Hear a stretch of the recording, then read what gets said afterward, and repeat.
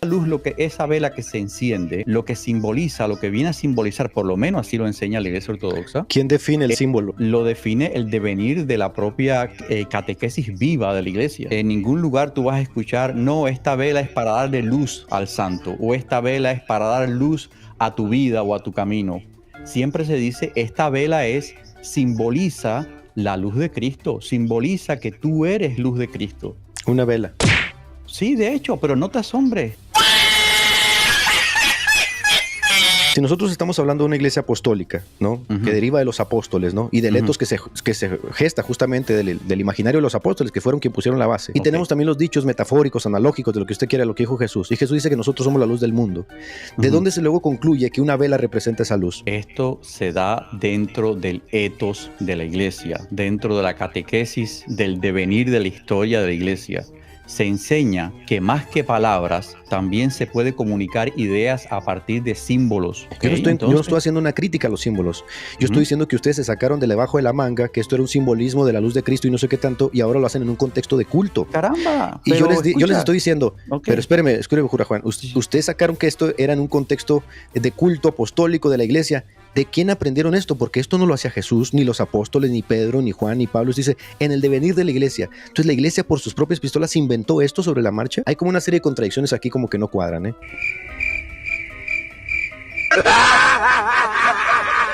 Este es un lugar donde los fieles ortodoxos llegan y ponen su vela, pero no se la están prendiendo a esas imágenes. Esa es una iglesia, ¿no? Esa es una iglesia. Eso es una iglesia, pero no se la están encendiendo a esas imágenes. No, te lo aseguro. Te aseguro que no se la están encendiendo esas imágenes. ¡Claro que sí! ¡Idiota!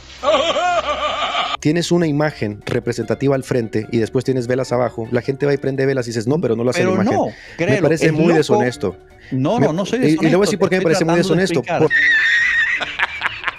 Mira, mi amigo, escúchame. Yo no tengo ninguna necesidad de mentirte. ¡No creo! Eso que tú ves ahí, esas imágenes que tú ves ahí, esas velas, no están prendidas a ese crucifijo. Sí, díselo al juez, Rosadito. Esto lo practicaron los apóstoles de nuestro Señor Jesucristo, que nos derivaron el etos de esa liturgia, de esa vida cristiana en los primeros siglos, o no lo hicieron. Es muy sencillo. ¿Esto lo practicaron los apóstoles? No. ¿Esto lo practicaron los apóstoles? No. ¿Qué está pasando, doctor? ¿Qué está pasando? Ahora sí le voy a hacer una pregunta que va a ser demoledora. Si ustedes están haciendo cosas que los apóstoles no practicaron, ¿con qué autoridad ustedes pueden criticar a otras iglesias que hacen cosas que los apóstoles no practicaron? Ese compa ya está muerto, no más no le han avisado. ¿Con qué autoridad? No, si no los condenamos nosotros, lo condena la misma iglesia. Si yo soy un protestante que quiero ir a la verdadera iglesia y usted me dice que la verdadera iglesia es la suya, que es católica y que tiene la tradición apostólica, y los católicos romanos me dicen que es la de ella, y los coptos me dicen que es la de ella, y los lefebristas me dicen que es la de ella, ¿cómo puedo yo discriminar objetivamente y decir esta es la iglesia verdadera? Ya tú tendrías que entonces hacer un profundo trabajo de estudio, con oración, con trabajo de estudio profundo. ¿Qué? Mire. Y entonces, obviamente. Entonces esto queda discriminación del hombre. ¿Y qué tal si discriminando yo en ese profundo trabajo de estudio concuerdo que usted no es la iglesia verdadera, ni tampoco los católicos, sino los protestantes? ¡Quedé como un tonto anoche! Pero ese estudio tienes que ir acompañado no solamente de tu solitaria caverna y estudiando tú con tu montón de libros.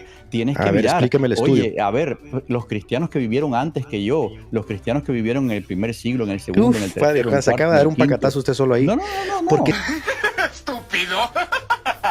si yo me hago esa pregunta y voy a investigar lo que creyeron los cristianos del primer siglo, del segundo siglo, yo le pregunto, ¿creían esto que usted hace hoy?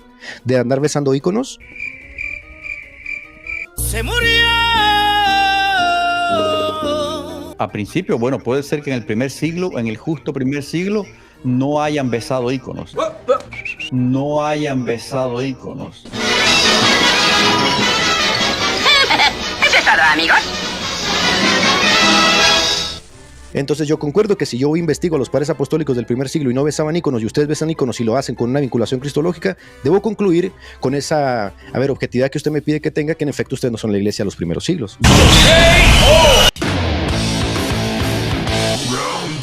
Yo le voy a hacer una pregunta, cura. Realmente esa imagen que usted tiene atrás, allá atrás, ¿usted realmente cree que es un prototipo de Cristo? ¿Un prototipo?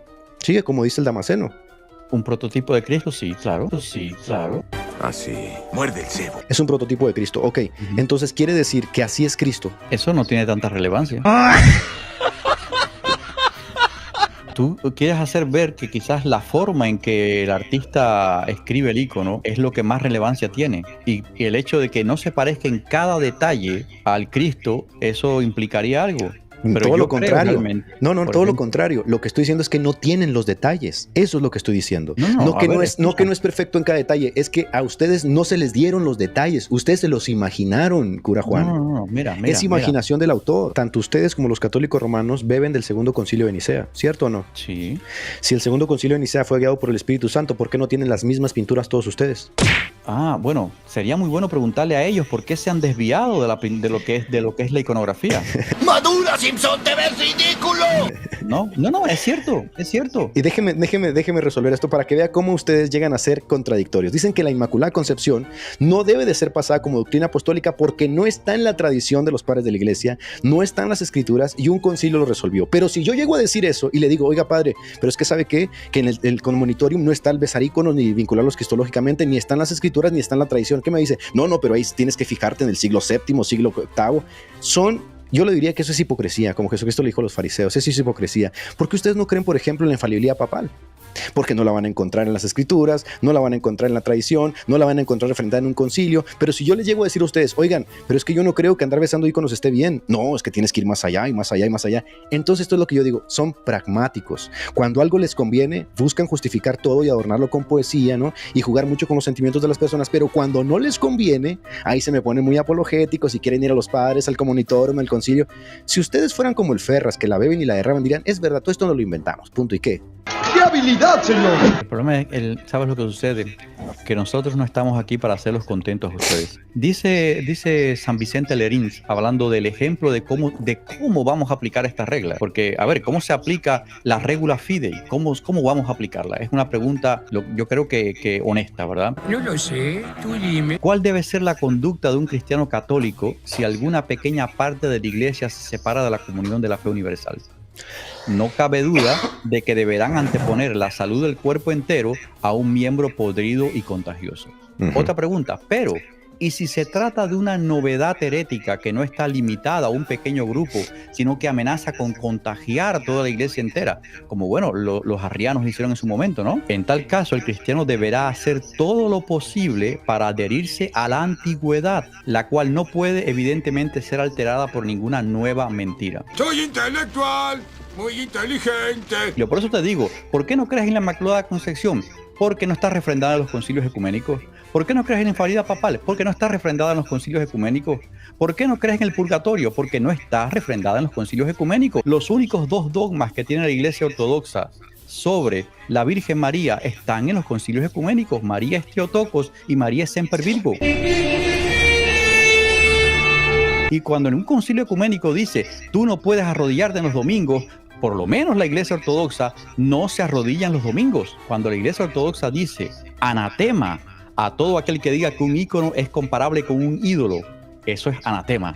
Anatema a todo aquel que crea o todo aquel que bese, que no bese un ícono, no quiere venerar un ícono. Obviamente, hablando en este contexto de las personas que despreciaban Anatema. los íconos porque despreciaban la materia, sea anatema. Anátema, anátema, anátema. En la Para iglesia Putin. rusa se hace anatema contra el comunismo. Para Putin, que lleva como 1 millón de muertos en Ucrania. Yo no sé si la iglesia lo pondrá dentro de los anatemas también. Pues Pero, esperemos, por ejemplo, cura, porque se andan peleando entre hermanos ahí, de las dos Sí, sedes. y la primera que lo ha reconocido es la iglesia ortodoxa. Eso sería Nosotros un pecado somos horripilante. merecedores del fuego del ¿No? infierno, nosotros los protestantes. Merecedores del fuego del infierno. En la medida que perseveran en su pecado, sí. Sentado en la esquina pensando cómo fui tan gil. Entonces no es menos que despotricar. Esa es la parte que yo digo, no hay que ser tampoco muy mojigatos, porque No, la no, realidad no, es que no, no. mutuamente Porque también nos Jesús despotricamos unos a otros. Jesús ¿no? nos enseñó a amar Claro. a nuestros enemigos. También Claro, nos claro. enseñó Jesús a amar al enemigo. Siempre en los límites de la verdad, en el sentido de pertenencia que tenemos cada uno, yo creo que se puede dar un diálogo, se puede respetar, pero a ver, no vamos a tratar de ser aquí mojigatos y decir por cuanto eso, ya no voy a decir pero esto. tampoco vamos a dárnoslas tampoco de porque no soy mojigato, entonces déjame soplarle a esta persona y no importa que le duela, no importa que lo hiera, vamos a son ustedes los que andan metidos en una guerra con 1 millón de muertos, nosotros no. Son los católicos los que metían en las cruzadas. Mira, Edgar, los católicos los de la Inquisición. A nosotros no tenemos nada que ver. ¿Y qué va a pasar si nos llegamos a encontrar ahí arriba, ¿no? Con todos mis anatemas? ¿Qué va a hacer? No, ¿sabes lo que va a pasar? Lo que va a pasar al final de todo esto es que voy a decir, Dios quiso salvarlo.